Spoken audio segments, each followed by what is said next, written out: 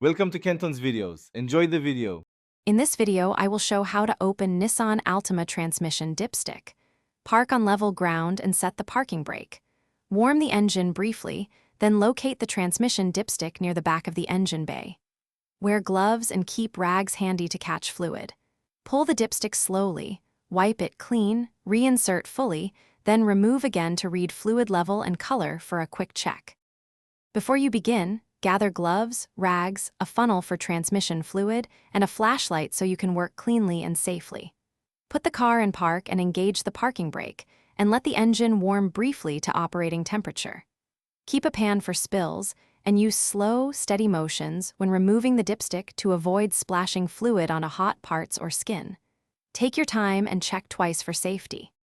If you're finding this video helpful, please subscribe and like to support the channel. Quick recommendation: bring your space to life with the Echo Dot smart speaker for hands-free music and voice control while you work on your car.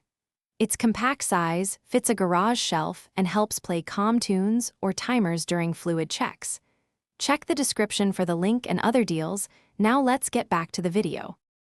Locate the dipstick handle, which is often labeled or colored, then pull it out slowly while the engine idles. Wipe it clean with a rag, reinsert it fully, then remove again to read the level accurately. Inspect the fluid color and smell for burning.